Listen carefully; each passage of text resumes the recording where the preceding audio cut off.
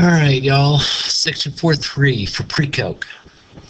What you guys are going to be looking at is some definitions for finding out answers for the trig questions, and that couldn't be a whole lot more ambiguous now that I think about what I just said. It's continuing to work with definitions of sine, cosine, and tangent, and you're getting a few more definitions, like you already know the Pythagorean theorem, an extension on the on the unit circle is x squared plus y squared is your radius squared, which gives immediate rise to sine squared plus cosine squared is 1.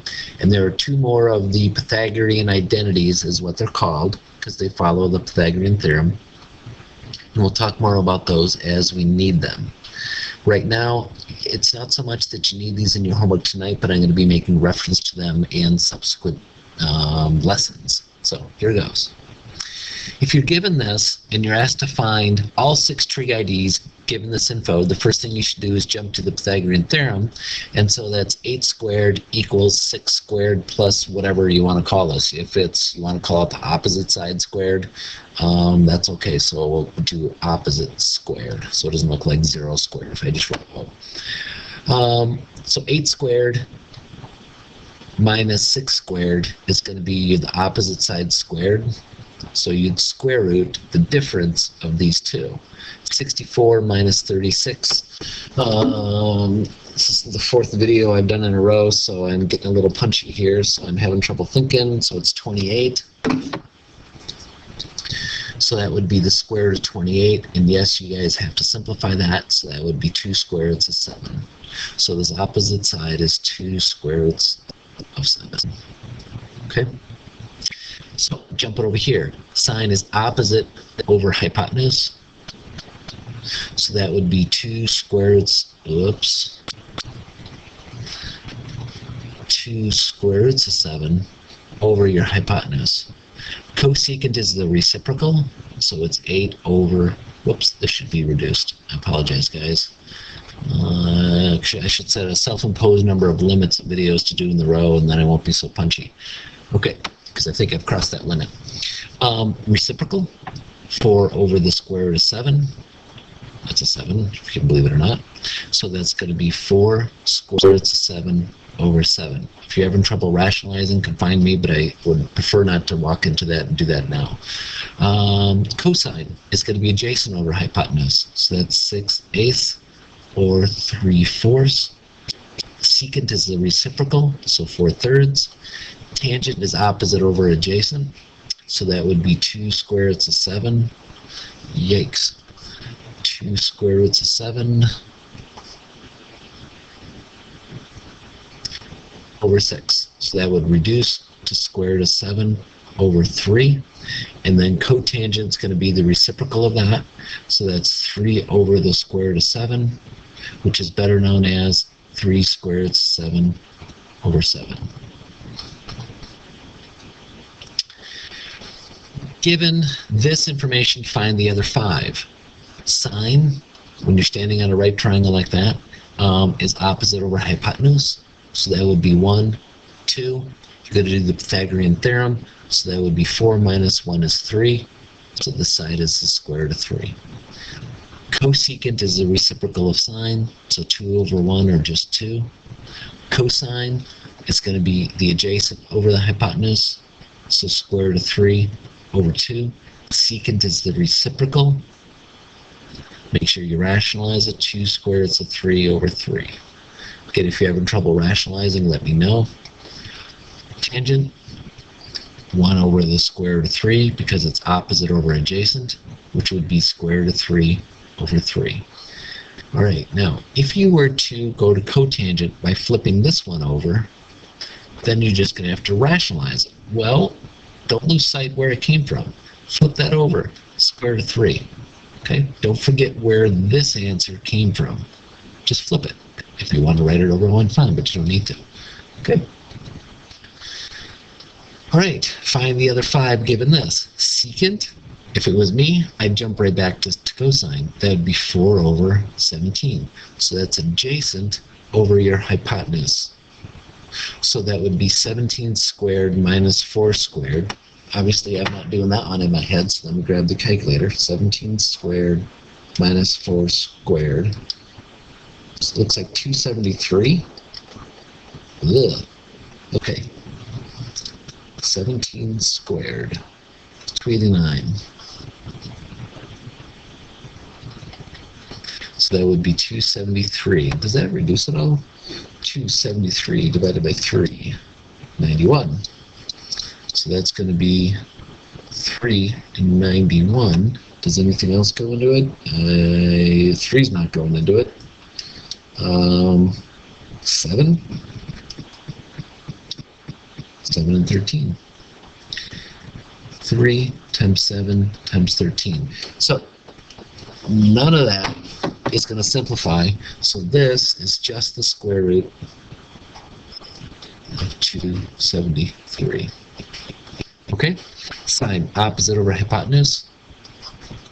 273 over 17. Holy cow. Cosecant's reciprocal. 17 over the square root of 273. Then rationalize it. So that would be 17 square roots 273 over 273.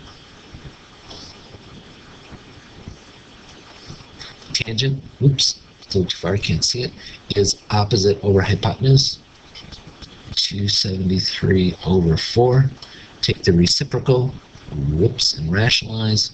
So that would be 4 over square root 273, which is going to be 4 square roots 273 over 273. Okay.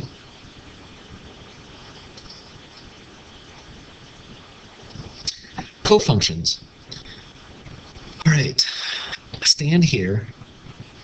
Well, okay. Let's say this is 10 degrees. This is a right angle. What's that angle?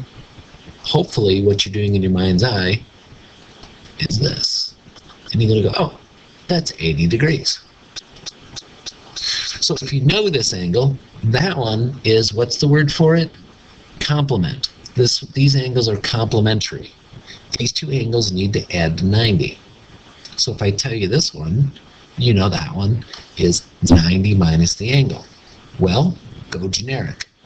Go theta. So if I tell you this angle's theta, to find the other angle, you just go 90 minus theta. So this angle up here is 90 minus theta. Okay. Stand here and find me the sine. The sine of theta is opposite over hypotenuse. The sine of theta is your opposite over your hypotenuse. Okay? Now, find me the sine standing at 90 minus theta. Here, 90 minus theta is here, so you're standing here. Sine is opposite over hypotenuse. Okay, find me the cosine of theta. Cosine of theta is adjacent over hypotenuse. A over C. Check it out. Sine of 90 minus theta is exactly the same answer as the cosine of theta. Okay, now find me the cosine of 90 minus theta. That's here. Cosine is adjacent over hypotenuse. Cosine of 90 minus theta is the same as the sine of theta. So all they're saying here, guys, the sine of this angle is the same as the cosine of that angle. Or the cosine of this angle is the same as the sine of that angle. Okay? So they're just interchangeable stuff. Tangent's going to be easy to remember because it's cotangent. Cotangent's going to be related to tangent. Secant is cosecant. Cosecant is related to secant. Okay? So that's how you guys are going to keep track of them. So if they give you something like, given secant is 3 over 1. Secant's related to cosine. So right away you can jump into that. Boom, you're done. Cosecant is related to sine. So you're going to get 4 over 3 square roots of 2. Make sure you rationalize it. So square root of 2, square root of 2, 4 square roots of 2 over 3 times 2, that reduces, so you get 2 squared, it's 2 over 3.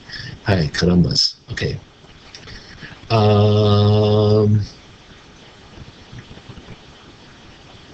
Okay, tangent. Excuse me, you've got a definition. Tangent of theta is sine over cosine. That's another definition for tangent. It's opposite over adjacent. It's your y value over your x value. It's also sine over cosine. So tangent, sine over cosine, 2 squareds of 2 over 3 divided by a third. Well, as you guys know, division is the same as multiplying by the reciprocal. So the tangent is 2 squareds of 2. Cotangent of 90 minus theta. Oh, that turns out it's the same thing as tangent. Well, we just found it. 2 squareds of 2. Secant of 90 minus theta. If you refer back to the previous page, that's cosecant. Well, I believe, yeah, you already got it. 3 squareds of 2 over 4. Okay? It's that easy. Don't be all nervous about these. Just cash them in for what they're worth. Excuse me. So for x, standing here, you want the opposite. You know the adjacent. That's tangent. The tangent of 30 degrees is equal to your opposite over your adjacent. To solve for x, cross multiply. X equals 110 tangent. That looks awful. I'm embarrassed by that. Let me get rid of this. 110 tangent 30 degrees. Now tangent to 30, unit circle, 30 degrees, square root of 3 over 2, a half. Tangent is y over x. So that's times 2 over the square root of 3. So that's 1 over the square root of 3, which is square root of 3 over 3. So x equals 110 times square root of 3 over 3. So that's 110 square roots of 3 over 3. Okay? I think that's it. Oh, angle of depression. If they ask you to find the angle of depression from a certain point, its angle of depression is measured from the horizontal down to the object. Angle of elevation is measured from horizon up to the object. Excuse me. Now we're finished. Whoa, wrong button again. All right.